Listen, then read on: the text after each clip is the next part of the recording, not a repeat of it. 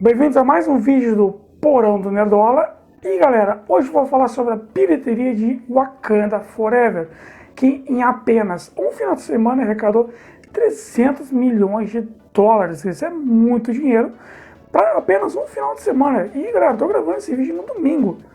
E aí o dia não acabou ainda, ou seja, até o final do dia ainda vai arrecadar muito mais.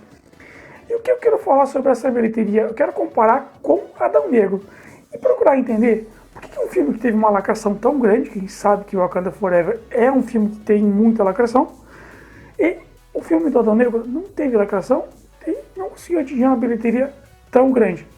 Existe um fator aí, e esse fator é muito simples, não precisa muita enrolação, nem muita figura para explicar.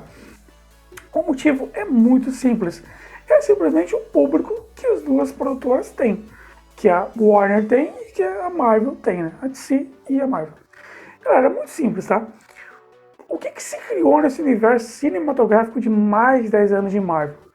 Um universo compartilhado, onde várias histórias se cruzam, onde se forma ali um público que quer sempre saber o que vai acontecer nos próximos filmes, mas precisa assistir os filmes anteriores para procurar entender o que vai acontecer.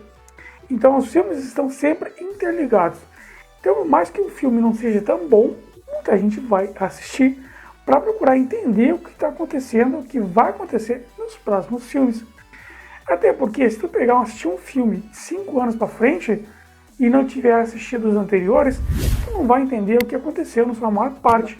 Por mais que sejam filmes que não são tão profundos, são filmes rasos, mas que para você poder entender o contexto, precisa assistir os filmes anteriores. Então essa é uma grande vantagem que a DC não tem. A DC, ela criou um universo separado, com filmes separados.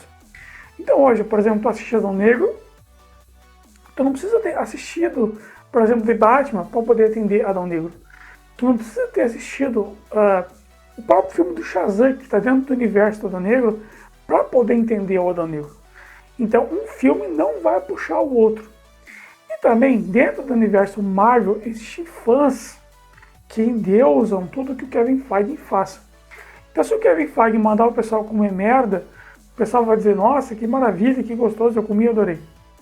Então existe esse público, que é um público muito mais fiel à Marvel do que um público que é tão fiel a DC. Eu, por exemplo, assisto os dois, porque eu gosto dos universos. Mas sim, eu tenho a minha preferência, eu gosto mais da Marvel também.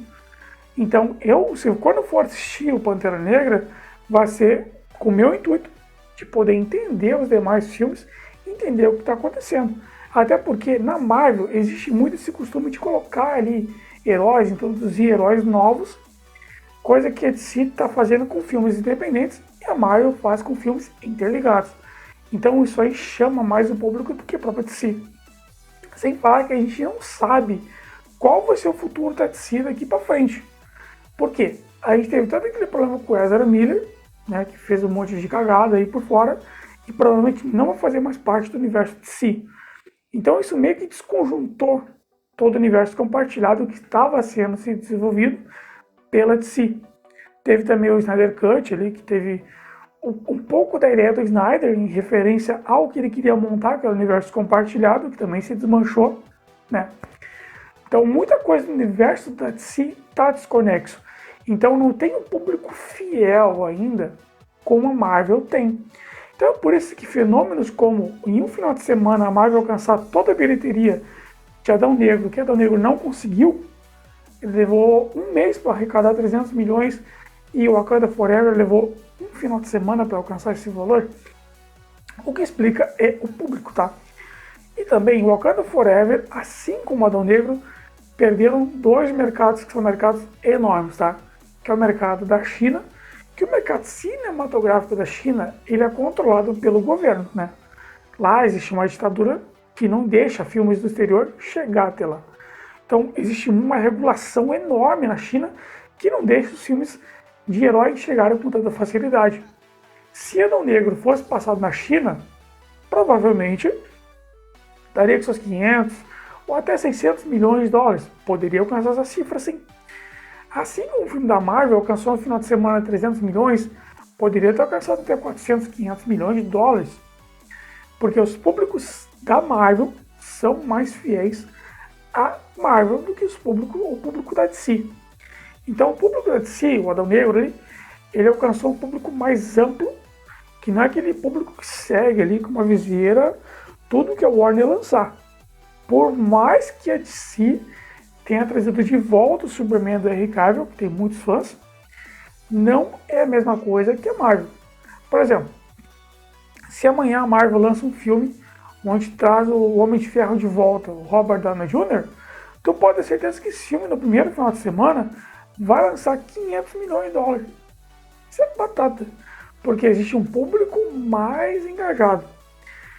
Voltando ao fator lacração, sim, o fator lacração, ele é um fator que determina se o filme também vai ter mais bilheteria que o outro, tá? Isso ajuda muito, tá? Mas não é o fator principal que vai fazer com que o filme tenha sucesso ou não. Então o fator lacração, com o tempo, ele vai melhorando as obras, ok. Agora, de fator imediato, ele não tem tanto peso assim, que foi o que demonstrou. Até porque o fator lacração na Marvel, ele tem vindo de anos, tá? De pouquinho em pouquinho, pouquinho em pouquinho, pouquinho em pouquinho. Então, aos poucos, o fator lacração vai aumentando na Marvel. E a DC, ela teve lacração, só que numa tangente muito menor. E com o tempo pode vir a acontecer dessa lacração ganhando espaço e subindo. Já a Marvel, ela teve um fator lacração de conjunto ao tempo. Então, começou pouquinho e foi aumentando. Hoje já está um nível maior. Mas o fator lacração, ele não está sendo o fator preponderante para o filme fazer sucesso ou não, tá? Não é o fator preponderante. Então, quando a gente critica a lacração, é ao longo do tempo, porque a lacração está sendo substituída pela qualidade, tá? Isso é um fator que está vindo com muita força e a gente aí tem que deixar isso bem claro. Mas não é o fator que determinou dessa vez a bilheteria de Wakanda Forever ser maior e a bilheteria de Adão Negro ser menor. Qual foi o fator? Foi o público. Basicamente, um público que é maior da Marvel em relação a um público que é menor da DC, porque a DC não tem universo compartilhado e está com um universo muito desconexo. Filmes separados que não se juntam entre si, não criam hype.